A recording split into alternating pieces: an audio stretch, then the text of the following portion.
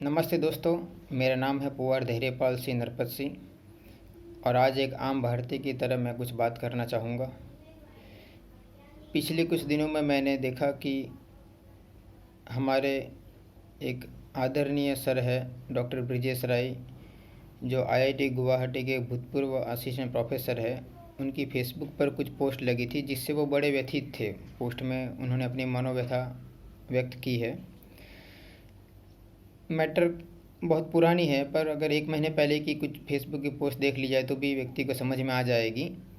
अगर संक्षिप्त में बताने का मैं प्रयत्न करूं तो उसमें यही है कि उनका एक स्टूडेंट है जिनका नाम है विक्रांत सिंह, और उनके खिलाफ़ अब इंस्टीट्यूशन कुछ रिटेलिएटरी एक्शन ले रहा है, और जिससे उनको लग रहा है कि उसको भी अब एक्सपेल कर दिया जाएगा स्टूडेंटशिप से। पीएचडी का स्टूडेंट है। डॉक्टर ब्रिजेश राय जो है वो आईआईटी गुवाहाटी में भ्रष्टाचार और मलफेसेंस के अगेंस्ट में लिखते हुए आए हैं, और उनके खिलाफ़ उनकी लड़ाई है पूरी। और उन्हीं के चलते उनके खिलाफ़ बेसलेस चार्जेस लगाकर 22 में इंक्वायरी कर उनको भी कंपलसरी रिटायर कर देगा सर्विस से पिछले साल। और इसी संदर्भ में उनके सपोर्ट में स्वाभाविक हर आदमी खड़ा होगा। स्टूडेंट ने कैंडल मार्च भी निकाला और ये मीडिया में भी रिपोर्ट हुआ था मैटर पिछले साल। और उनके स्टूडेंट ने हंगर स्ट्राइक किया था। कोई भी करेगा सेंसिबल व्यक्ति सपोर्ट, जब भ्रष्टाचार के खिलाफ की लड़ाई है और जो फंडामेंटल ड्यूटी करने में मानता है आदमी देश के संविधान के हिसाब से, वो प्रोटेक्ट करने के लिए जो भी प्रॉपर्टी लूट रही है भ्रष्टाचारियों द्वारा उसको बचाने के लिए खड़ा होगा, और जो लड़ रहा है उसको सपोर्ट करेगा, स्वाभाविक है। तो उन्होंने भी हंगर स्ट्राइक किया होगा और बंधारण में ये उनका अधिकार है। पर उसी को चार्ज बना कर के आपने हंगर स्ट्राइक करके कुछ एडमिनिस्ट्रेशन में बाधा की है। इंस्टीट्यूशन का जो ऑपरेशन है उसमें खलल पहुंचाया है, या फिर नोटिस देने के बाद भी इंडेफिनिट हंगर स्ट्राइक को कंटिन्यू किया है, अपने इंस्टीट्यूशन को डिफेम किया है, कुछ तथ्यों को मिस रिप्रेजेंट किया है। उस तरह के कुछ चार्ज लगाए थे पिछले साल और पेनल्टी डिसाइड की पर इम्पोज अभी की। हालांकि ये डिलेड पेनल्टी है, ऐसा जनरली नहीं होना चाहिए। इंक्वायरी हुई और तुरंत पेनल्टी लगनी चाहिए, तो ये भी एक गलत पहलू है उसका। पर उनको एक्सपेल किया गया कुछ महीनों के लिए, या जिसे बोलते हैं एकेडमिक सस्पेंशन में रखा गया। उसके अलावा ये भी बोला गया था कि आप कुछ इलेक्शन है वो नहीं लड़ सकते, जबकि अगर नेता लोग भी देखें तो जेल में रह के इलेक्शन लड़ सकते हैं। तो ये तो भाई स्टूडेंट लीडर है या स्टूडेंट का कुछ भी जिम खाना वगैरह का इलेक्शन लड़ना चाहता है तो उसे अटकाना नहीं चाहिए। ये भी गैर बंधारणीय है, पर चल रहा है सब। और ऐसा भी लिखा था उसमें पेनल्टी ऑर्डर में कि आप अपील नहीं कर सकते इसको। ये तो सरासर अन्याय है। तो इन्हीं सब को लेकर उस लड़के ने डिफेंस भी डाले थे, जो मैंने भी फेसबुक में फॉरवर्ड किए थे पिछले महीने। और उन सबको देख के वो लग भी रहा था कि मैटर में दम नहीं होगा, क्योंकि अब इंस्टीट्यूशन को कैसे डिफेम किया, किस हद तक उस लड़के के फॉलोवर है, उनकी रीच कहाँ तक है ऑडियंस में, कैसे डैमेज हुआ, ऑपरेशन इंस्टीट्यूशन का कैसे उसने सही में अफेक्ट किया, ये सब there can not be tangible datas for that. So inquiry bias way में चली होगी, क्योंकि डिपार्टमेंटल रहती है तो उसमें जो अधिकारी चाहते हैं वो रिजल्ट पहले से तय होता है।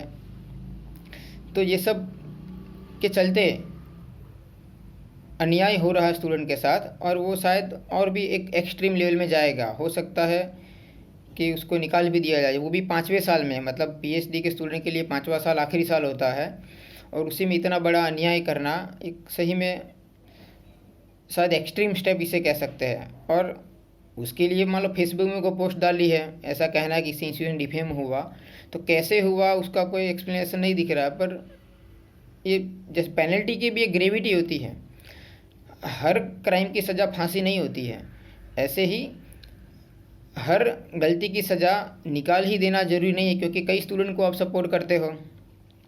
आईआईटी गुवाहाटी में ही मैंने सुना, उन्हीं की पोस्ट में पढ़ा था कि एक प्रोफेसर पाए गए सेक्सुअल हेरेसमेंट के कुछ केस में इन्वॉल्व है। ऐसा कमेटी का फाइंडिंग भी है, फिर भी उनको शायद निकाल तो नहीं दिया गया, छोटी मोटी पेनल्टी लगा के मामला रफा दफा किया। सिमिलरली एक बिल्डिंग का ब्लॉक है वो टिल्ट हो गया, अब सिविल का काम है, ब्लॉक टिल्ट हुआ, डेफिनेटली वहाँ कुछ धांधली हुई होगी, या तो फिर किसी की ड्यूटी में लैप्स है, वो it is a lapse of duty technical, QA check में कुछ ओमिशन है, कुछ डेलिब्रेट कमीशन होगा मिस्टेक का, we don't know, it is a matter of investigation. Order दिए भी गए मिनिस्ट्री से, 8-10 साल हो गए, अब कितने लोगों को पनिशमेंट दिया गया ये तो नहीं पता। मतलब वहाँ उन लोगों को जल्दी नहीं है, पर जब कोई व्यक्ति सत्य के लिए खड़ा होगा, भ्रष्टाचार के ख़त्म करने की बात करेगा, तो उसे तुरंत रातों रात कमेटी बनाकर निकालने के लिए सब तैयार हो जाते हैं।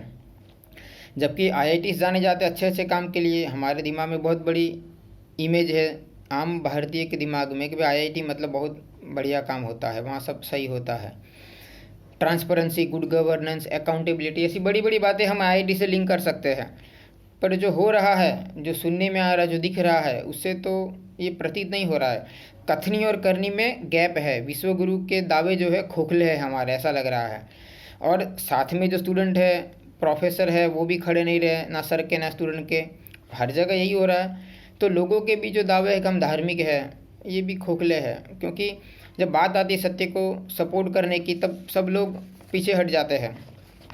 कुछ दिन पहले ही मान लो एक स्टूडेंट को आधी रात को निकाला गया था और कुछ अंडरटेकिंग साइन करने के लिए बोला, वो मैटर भी उन्हीं की फेसबुक में मैंने देखा था।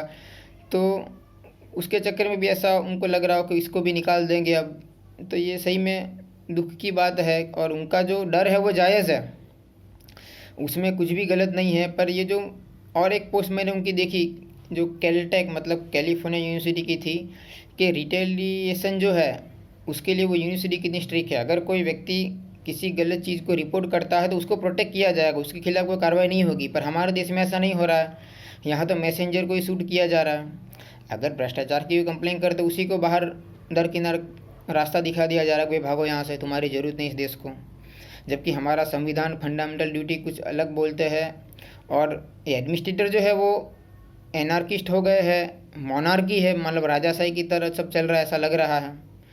जिस हिसाब से डिसीजन लिए जा रहे हैं, RTI एक्ट है मान लो, तो उसका भी सेक्शन 81J का कहीं ना कहीं दुरुपयोग हो रहा है, इन्फॉर्मेशन छुपाई जा रही है, सप्रेस की जा रही है। किसी के खिलाफ आप कार्रवाई करें तो उसको पूरे मौके मिलने चाहिए डिफेंड करने के, प्रिंसिपल ऑफ नेचुरल जस्टिस को अवॉइड करना चाहिए पूरी तरह, पूरी प्रोसेस ट्रांसपेरेंट होनी चाहिए, पर ऐसा दिख नहीं रहा है। और एक कमेंट भी पढ़ी मैंने उन्हीं की पोस्ट में, जो काफ़ी वो कंपेयर करता है कि टेक्निकल इंस्टीट्यूट IIT IIM में जो स्टूडेंट है, they are not aware about their own rights, they are learning scientific things but they don't have scientific temperament. Even humanities के जो स्टूडेंट्स है वो बेटर है, क्योंकि वो लाइफ साइंस पढ़ते हैं और हम नेचर साइंस पढ़ते हैं। तो सब स्टूडेंट को जगना चाहिए, because injustice anywhere is the threat to justice everywhere. और देश में बात तो है बड़ी बड़ी, सत्यमेव जयते, 100 अपराधी छूट जाएंगे पर एक निर्दोष मारा नहीं जाना चाहिए, ऐसा ऑन पेपर लोग कहते हैं, पर हो उल्टा रहा है। जो एक सत्य ईमानदार आदमी आवाज़ उठा दिया उसी को मार दिया जा रहा है, और जितने अपराधी सबके कार्रवाई डिले की जा रही, बचाया जा रहा है, ये इनके इन प्रकार। तो मेरा ऐसा कहना है, छोटा सा सुझाव है, अनुरोध है लोगों से कि आप भी खड़े होइए, कुछ बोलिए। जब तक लोग बोलेंगे नहीं, एक दूसरे से जुड़ेंगे नहीं, एक एक करके सब मारे जाएंगे। तो ये वीडियो मैं ब्रिजेश सर के साथ एक सॉलिडारिटी के रूप में प्रस्तुत करता हूँ। जय भारत।